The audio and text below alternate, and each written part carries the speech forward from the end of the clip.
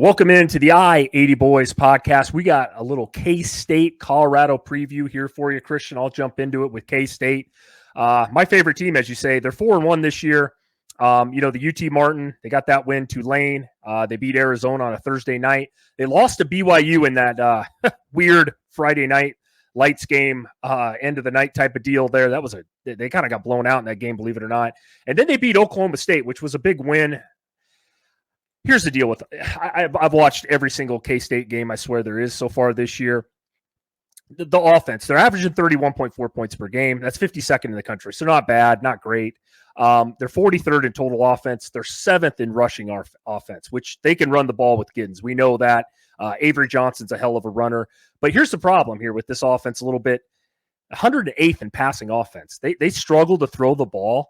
And I want to talk about Avery Johnson and some stats here for a second. Like I said, he's 77 of 126 for 879 yards.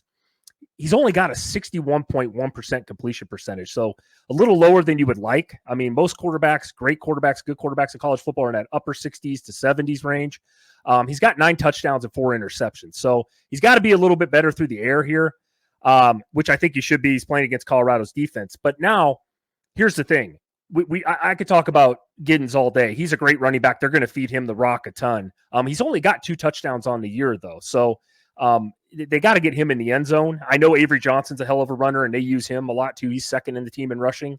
But the wide receivers, man, this is the question I have with K-State, and I've watched them, like I said, a lot, is they don't seem like they're creating space out there. Jace Brown, Keegan Johnson, they're good receivers.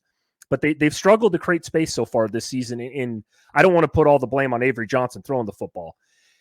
Now, on the defensive side of the ball, I'm still a firm believer personally in K-State's defense. I know they've struggled in a couple games this year, but they're giving up 19.6 points per game, which is 37th in the country. They're 47th in total defense. But where I have some questions here is the passing defense. They have been vulnerable, Christian, to the big play all year long. They're 100th in passing defense right now in the country, which is surprising.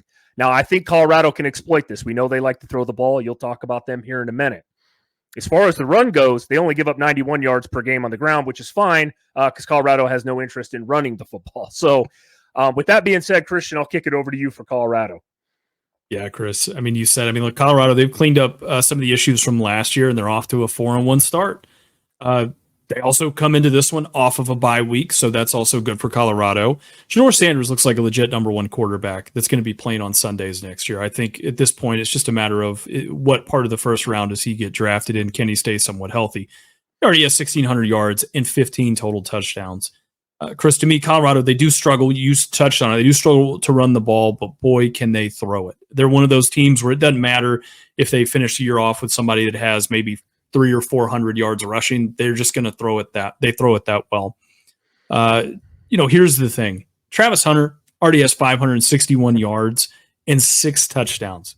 I mean, the guy is one of the best players in all of college football, deserves to be the number 1 overall draft pick next year. We'll see what happens with that, but he will be probably the first non-quarterback taken next year, I have a feeling.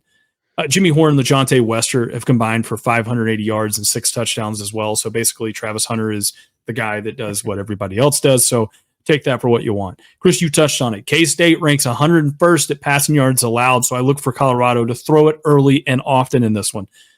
On defense, that's a big question mark. Colorado doesn't look like the worst defense ever, like they were last year, but they still ranked 88th in the country in total defense. To me, Colorado needs to shut down K-State's rushing attack.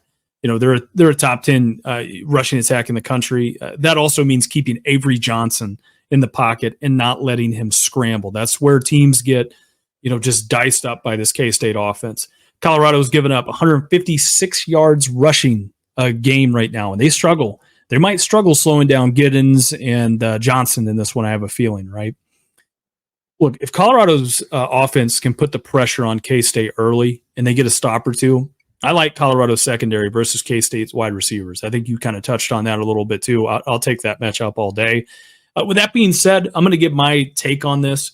Look, K-State 38, Colorado 41, and I want to throw a caveat on this one.